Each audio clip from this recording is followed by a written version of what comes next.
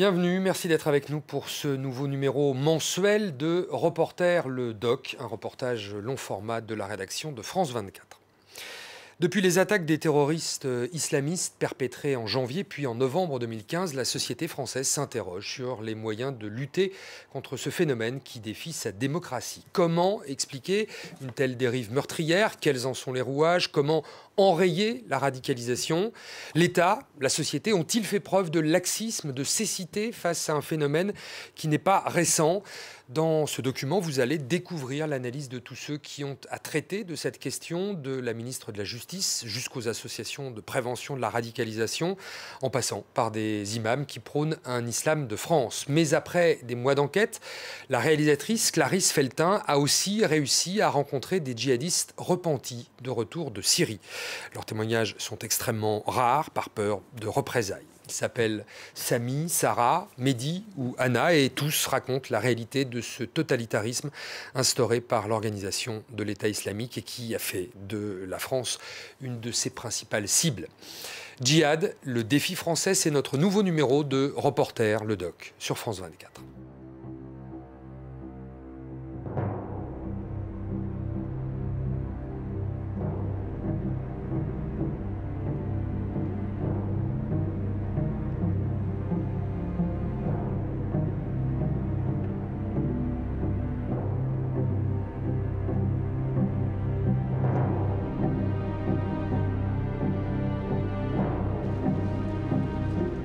« 13 novembre 2015, une date tragique qui marque l'histoire de France. 130 morts et 352 blessés, victimes d'une attaque méthodiquement préparée par les terroristes de l'organisation de l'État islamique. Pour cible, un match de foot, un concert de rock, des terrasses de café, des lieux de fraternité et de mixité où toute la jeunesse française, quelles que soient ses origines et ses croyances, a l'habitude de se retrouver. Comment expliquer une telle dérive meurtrière? Après des mois d'enquête, nous avons réussi à rencontrer ces jeunes rescapés de Syrie, ces revenants de l'idéologie mortifère. Parce que témoigner les met en danger, nous avons modifié leurs identités. Parmi eux, Sami, un Français de 26 ans. Après avoir hésité à s'engager dans l'armée, il embrasse la vision radicale de l'islam. J'entends, il y a eu, je sais pas, il y a eu une bombe qui a sauté, il y a eu, allez, 4-5 morts, 120 blessés. Je vais pas être content, mais je vais pas être choqué. Ça veut dire, même si je suis pas d'accord avec l'acte, même si au fond de moi ça me dérange, je vais pas afficher de tristesse juste parce que c'est un musulman qui a fait ça. Même si je suis pas d'accord avec lui, eh ben je vais le soutenir s'il le faut. C'est hyper con, à partir du moment où on a atteint ce truc-là, ça y est, on banalise la violence en fait. Après, on va plus loin dans le dél, on va plus loin dans le délire, surtout si on a des gens autour de nous. On regarde des vidéos publiées sur des plateformes de djihad, etc. Et à la limite, entre nous, on se fait des blagues. Ah, t'as vu? Alors, il peut y avoir un égorgement, on n'en a rien à foutre. C'est, ah, t'as vu? Mais regarde comment il l'a égorgé. Ça devient banal, en fait. À partir de là, c'est qu'on est tout prêt à prêter pour un vol en seconde classe pour n'importe quelle destination. Le terrorisme et sa violence aveugle nous renvoient à des années-lumière de notre monde moderne. À l'école des hautes études en sciences sociales, Farhad Khosrow-Khavar, chercheur et sociologue de renommée internationale, est une référence pour tous ceux qui essayent de comprendre la radicalisation et le djihadisme.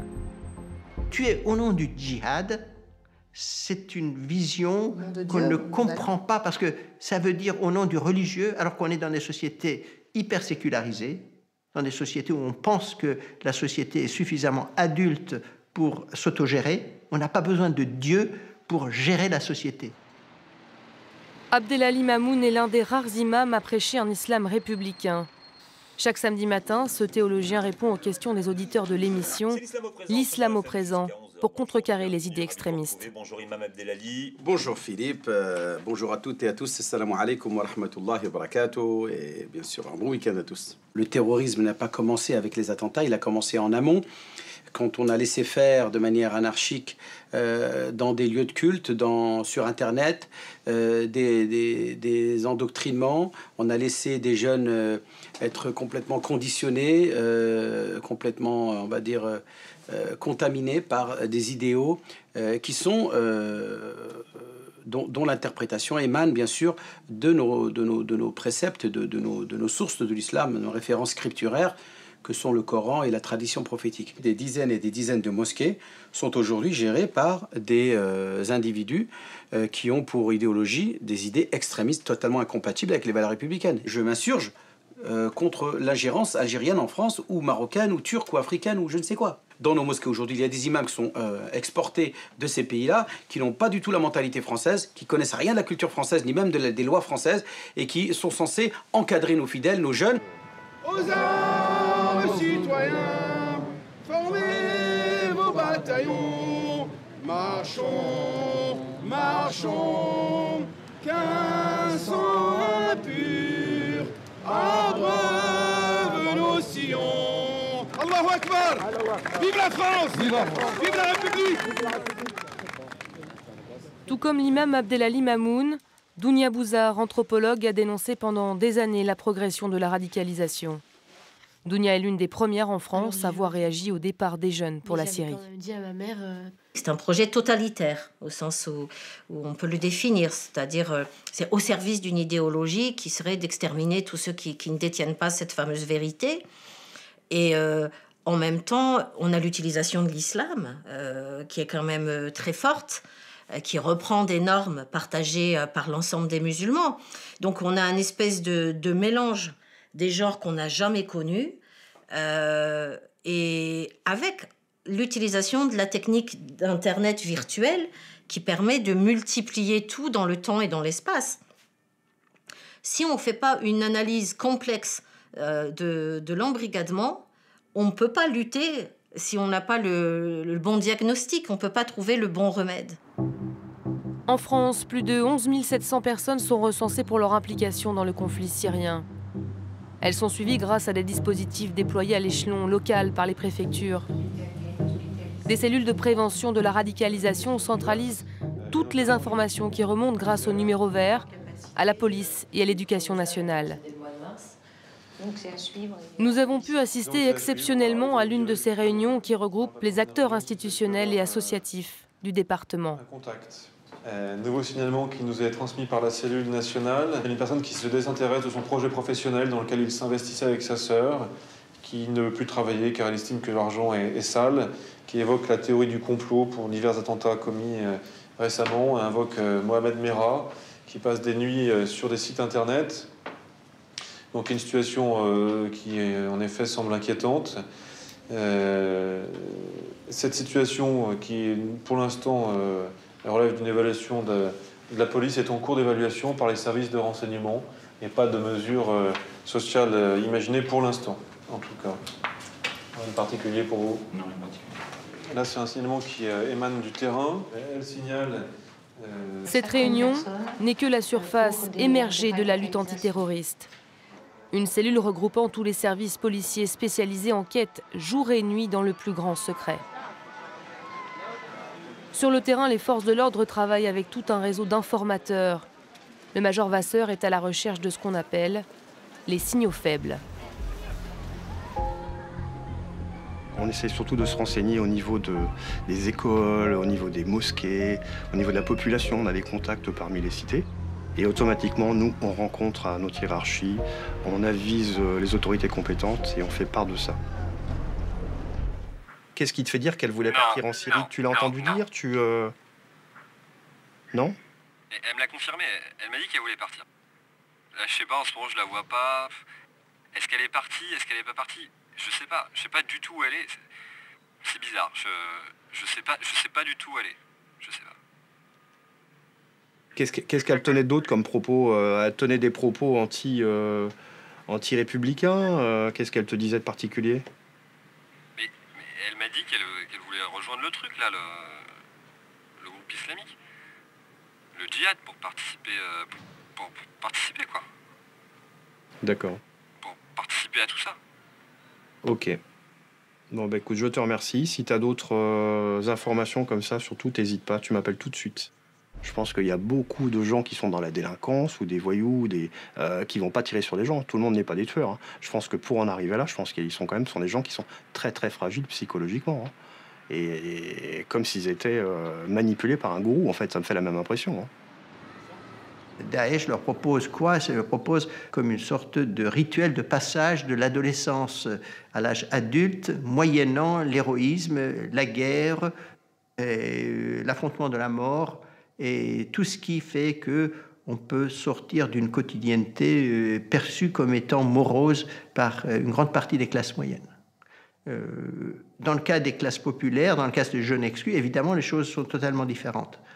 Eux, ils n'ont jamais eu, depuis 20 ans, le sentiment de participer à la société civile. Et ils nourrissent une haine de la société. D'ailleurs, on voit très bien cette dimension que j'ai appelée anti-mai 68. Les jeunes partaient, si vous voulez, faire l'amour, pas la guerre. Or, maintenant, c'est faites la guerre, pas l'amour. Quand ils partent en Syrie? Mais oui.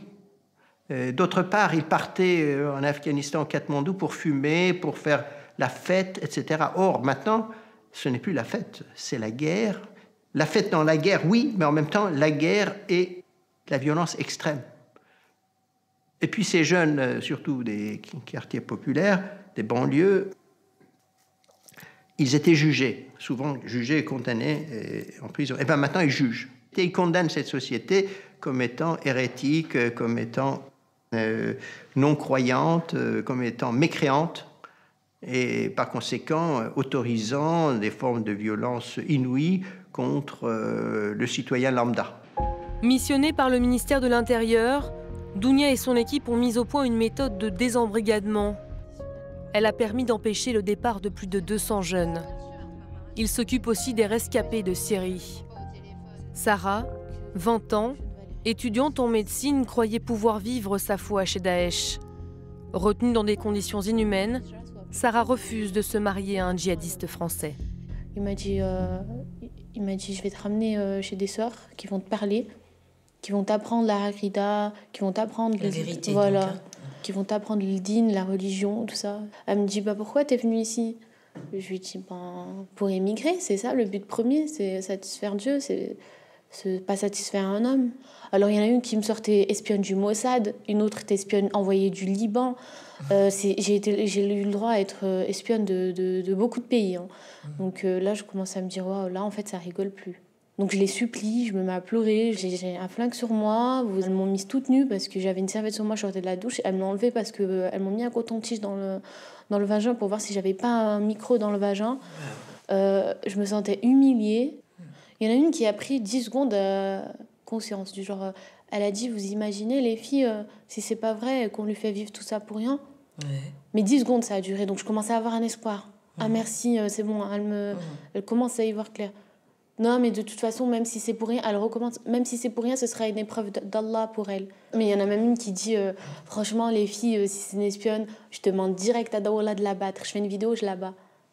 Pour elle, c'était là. C'était fini, elle n'était plus un être humain, elle n'avait plus de sentiments, elle pouvait t'abattre. Voilà. Elles étaient en extase, elles se sont dit, vous imaginez les filles, si j'ai raison, c'est moi qui fais la vidéo. Elles étaient comme ça. Je me taisais, j'attendais la police secrète. Tu t'es mis en suspens. Voilà. Donc il ouvre la cellule, il me dit, tu rentres dedans, il ferme la porte. Et donc je suis renfermée dans ma cellule et je me dis que ça y est, j'attends ma mort. Et j'ai prétexté aussi des fois être très très malade. Au début, ils n'ont pas voulu m'amener à l'hôpital jusqu'à que j'ai inventé des grands mensonges pour qu'on me ramène à l'hôpital. C'était un espoir, tout le temps un espoir. Donc on me ramène à l'hôpital, on me fait passer par la ville. Donc je vois des têtes accrochées dans les pics. Et puis je les vois comme ça gonflées, devenues toutes noires. Et je commence à me dire, punaise, quand même. Où est-ce que je suis? Ouais, où est-ce que je suis? Je n'avais même plus peur de la mort, en fait. D'être tuée par eux, je n'avais même plus peur. Donc je me suis dit, faut que je me sauve. Même si je suis repérée, faut que je me sauve. Sarah est une des rares femmes à avoir réussi à regagner la France. Mais la justice la met en examen pour association de malfaiteurs en relation avec une entreprise terroriste. Sa faute? Avoir rejoint l'organisation de l'État islamique. Les juges considèrent que les femmes ne participent pas au combat et Sarah reste libre et peut rejoindre l'équipe de Dounia Bouzar et témoigner pour empêcher d'autres de partir. Aujourd'hui, il y a un cas urgent. Alice, une mère de famille, est sur le point de rejoindre la Syrie avec son garçon de 8 ans. Qu'est-ce que Daesh fait miroiter à Alice? Pourquoi ça la soulage? Pourquoi elle y croit? Qu'est-ce qu'ils lui font? Qu'est-ce qu'ils lui donnent comme illusion? Pourquoi ça la rassure? Pourquoi ça fait autorité sur elle? C'est comme une personne pour moi qui qui a besoin par exemple d'alcool et il trouve toutes les supérettes en face de chez lui fermées, il va aller loin alors pour aller chercher son alcool. Bah, quand on a besoin de gens qui font attention à nous, d'une famille, de gens qui t'aiment. Oui, qu'on sente de l'amour, tout ça. Alors oui, on peut aller loin. Quand t'es dedans, ça veut dire que tout de suite, tu sens que t'as besoin des autres. C'est tout de suite l'addiction. Enfin, je veux dire, t'as tout de suite, tout le temps besoin d'eux. Ça vient tout de suite. Parce que c'est quelque chose qu'on n'a pas ressenti auparavant. Donc on ne sait pas ce que ça fait. Et donc quand on le ressent, on a vraiment l'impression comme si on naissait, comme si c'était une nouvelle naissance et trouver une famille.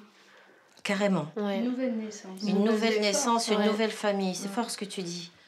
Et si tu avais eu un fils, est-ce que tu arrives à imaginer si tu avais eu un enfant ou c'est impossible à imaginer? Oui, j'imagine. Et je me dis même avec mon fils, parce que j'aurais voulu aussi pour mon fils, dès le départ, cet amour. Je voudrais qu'on lui donne ça dès le départ. Je voudrais qu'on le valorise, qu'on ait tout le temps, qu'on soit tout le temps auprès de lui. T'es en train de me dire, elle part mourir, cette maman avec son fils, parce qu'elle cherche de l'amour. C'est ça.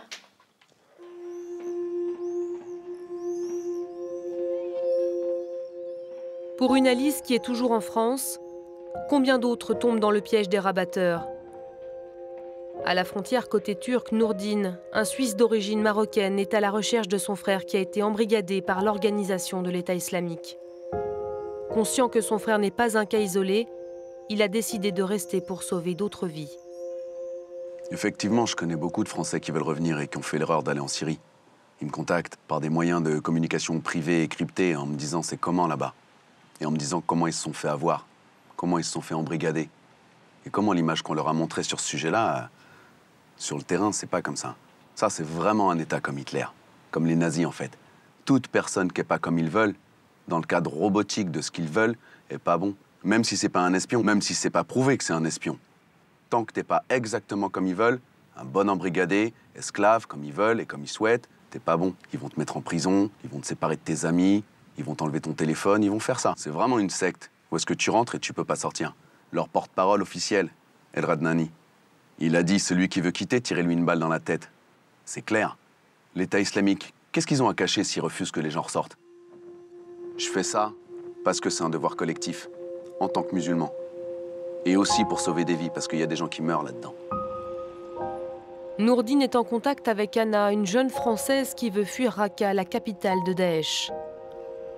Au péril de sa vie, Anna alerte toutes les jeunes filles qui rêvent de devenir la femme d'un djihadiste. La personne qui m'a recrutée, entre guillemets, c'était quelqu'un de jeune. Moi, j'ai cru tout ce qu'il m'a dit. Il m'a dit « Oh, ici, la vie, elle est belle. Il nous donne des maisons, il nous donne des salaires. Il nous donne, quand on se marie, de l'argent. Il donne 1 000 $ quand on se marie.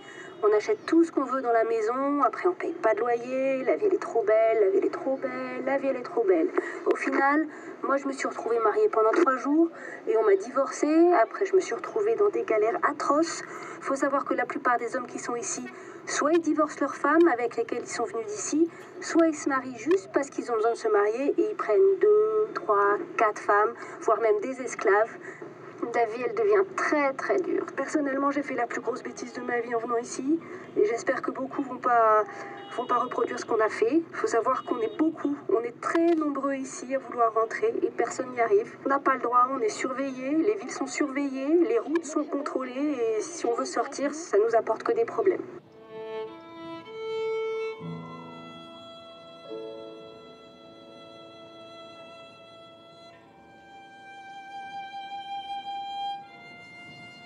Il y a plus de 550 Français en ce moment en Syrie.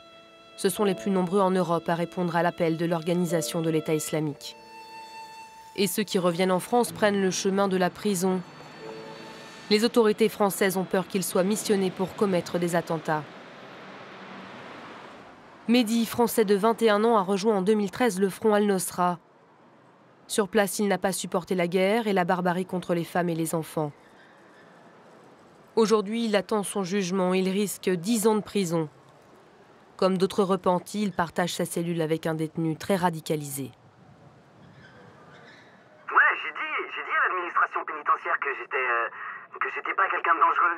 Que voilà, je leur ai dit que j'étais revenu Parce que c'est bon, je voulais laisser tout ça derrière moi, et voilà, ils ont pas pris en compte mes plaintes, quoi. Et ils m'ont laissé avec la même personne, quoi. Ils m'ont laissé avec une personne radicalisée. Ça me parle H24 du djihad et de l'État islamique, quoi. Et pas le droit d'écouter de la musique, pas le droit de regarder la télévision. Ils nous imposent, en fait, leur mode de vie, quoi. C'est plus ce sentiment d'être isolé avec ces gens-là, le sentiment d'être abandonné, que personne soit à notre écoute, voilà, c'est ça qui va créer des terroristes. Mais c'est pas la prison en elle-même. Toute la déradicalisation dont on parle en France, rien n'a été mis en œuvre. Plus de 150 jeunes sont en détention provisoire. Dans l'attente de leur procès qui n'aura pas lieu avant 2 ans, vont-ils résister au petit califat qui se développe dans les prisons? Il faut apporter la réponse sécuritaire qu'il faut au terrorisme. Parce que le terrorisme, il tue. Il tue. Donc il faut apporter la réponse sécuritaire. Mais la responsabilité de la justice va au-delà de ça. Et la justice doit faire en sorte que nous arrivions à arracher des personnes qui peuvent tomber sous l'emprise ou qui sont déjà tombées sous l'emprise, de façon à ce qu'elles sortent de ce parcours-là. L'intérêt de la société n'est pas qu'ils s'enfoncent ni dans la rancœur, ni dans la haine, ni dans la marginalisation. Ce n'est pas l'intérêt de la société. Ce que nous avons fait comme expérimentation, c'est une double séparation. Il ne s'agit pas d'un regroupement, il s'agit d'une double séparation. D'une séparation par rapport à la population carcérale pour éviter l'influence sur cette population carcérale. Et un des premiers effets, ça a été de faire tomber des tensions, notamment dans l'établissement de Fresnes. La deuxième séparation, c'est qu'ils ne sont pas entre eux, ils ne sont pas assis ensemble à comploter, ils sont séparés dans des cellules individuelles. La réalité pourtant tranche avec ce discours officiel. Surpopulation carcérale, lenteur des procédures, la justice est toujours le parent pauvre de la lutte antiterroriste. Les détenus, eux, constituent des bombes à retardement. L'emprisonnement peut avoir un effet pervers, à savoir créer finalement des djihadistes endurcis à partir de djihadistes indécis ou traumatisés ou même repentis. La probabilité pour qu'une grande partie de ces jeunes ne se transforment pas en djihadistes en France me paraît relativement élevée si on s'en occupe raisonnablement. Il y a aussi un acte de foi. Il faut le faire précisément sans être sûr du résultat. Personne n'est sûr de ces résultats. Mais ce dont on peut être sûr, c'est que la prison va les transformer en djihadistes endurcis, du moins dans une proportion beaucoup plus élevée que s'il était à l'extérieur. Au Danemark, au Royaume-Uni, aux Pays-Bas, la justice dispose de plus de moyens. Certaines villes mènent des programmes de déradicalisation et de réinsertion professionnelle. Les institutions européennes incitent tous les États membres à en faire leur priorité. Les auteurs des attentats sont pour la plupart tous passés par la prison. Et je pense que pour Merah, il y a eu un déclic, c'était en prison qu'il l'a eu. Vous savez pas, vous, ce qui se passe en prison. Vous savez pas ce qu'ils font de manière générale aux étrangers, de manière plus précise aux musulmans. Et nous, on est des hommes fiers. Le point commun que j'ai remarqué avec toutes les personnes qui rentrent dans cette sphère-là, c'est qu'ils sont fiers, déjà d'eux-mêmes, mais après encore plus de leur religion. Parce qu'il faut comprendre qu'au début, les hommes, ils sont fiers d'eux, mais plus loin, la chose, ils sont fiers, ils ont un amour, ils ont une fierté pour leur religion qui est incroyable. Mais venez, mais insultez-moi, crachez-moi dessus, mais épargnez ma religion.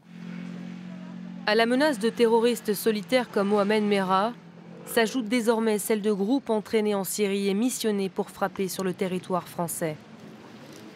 Vous êtes des imams dans les mosquées. C'est à vous de faire le ménage. Nous, on ne connaît pas les religions. On ne sait même plus comment parler à nos jeunes. Vous êtes des imams, vous êtes en avant-poste. Vous êtes comme des médecins, vous êtes comme l'armée. C'est à vous de dire maintenant stop. On est des imams, on fait le ménage. Le ménage, il commence dans les mosquées. Avec tout le respect que je vous dois. Mais les mosquées ne sont pas gérées par nos imams de France. Ils sont gérés par l'étranger, par Rabat, par Alger, par Istanbul. Et il est là le problème. Nous sommes pris en otage. Moi-même, je suis un paria. J'ai combien de fois changé de mosquée parce que je tenais un discours républicain. Eh bien, soyez avec nous dans ce combat. Pour avoir les moyens de contrer les discours de propagande, pour que cessent les ingérences des pays étrangers, l'imam demande depuis des mois l'aide des autorités. Mais Paris ne veut pas brusquer ses partenaires économiques et diplomatiques que sont l'Arabie Saoudite, le Qatar, l'Algérie, le Maroc et la Turquie. Les terroristes savent exploiter les vulnérabilités des démocraties occidentales. Ne tombons pas dans les guerres de civilisation. Les premiers exterminés sont des sunnites. Ce sont des gens, ce sont leurs semblables qu'ils exterminent parce qu'ils ne veulent pas faire allégeance. Il faut le dire et le redire. Eux, ils voudraient bien qu'on croie que c'est une guerre de civilisation. Parce que si on croit que c'est une guerre de civilisation, on va dire les chrétiens d'Orient, on va dire les yézidis, et on va pas dire les musulmans qui ont été exterminés. Et du coup, les gens, ils vont monter contre l'islam. Et plus ils montent contre l'islam, plus il y aura des discriminations. Et plus il y aura des discriminations et des stigmatisations contre les musulmans, plus ce sera facile de dire aux musulmans. Vous voyez, il y a un complot contre vous. Ils vous laisseront jamais en Occident être musulmans parce qu'ils savent que vous détenez la vérité. Ils savent que vous êtes supérieurs, donc ils veulent vous exterminer. Donc vous devez les exterminer. Et hop, ils font monter la grille paranoïaque. Donc ça les sert. Il faut redire, ils exterminent aussi et d'abord les musulmans, des enfants de 5 ans qui tuent à bout portant. On a ces témoignages. On a des jeunes qui sont rentrés pour ça. Et c'est eux qui sauvent la vie des autres qui veulent partir aujourd'hui. Si Samy s'est libéré de sa pulsion de mort, si Sarah a coupé tout lien avec l'organisation de l'État islamique, si Mehdi a quitté le front Al-Nosra, si Yana a pu fuir Raqqa, c'est uniquement grâce à des personnes qu'ils ont eu la chance de rencontrer, des avocats ou des mentors. Comment faire pour que les centaines d'autres qui attendent en prison, comment faire pour que les milliers d'autres qui sont dans la haine de la France prennent le même chemin? Des forces vives existent, des associations de quartier, des éducateurs qui n'ont pas attendu les attentats pour lutter contre la radicalisation. Reste à leur donner enfin et vraiment les moyens d'agir pour que notre République reprenne l'ensemble des territoires qu'elle a laissés en friche.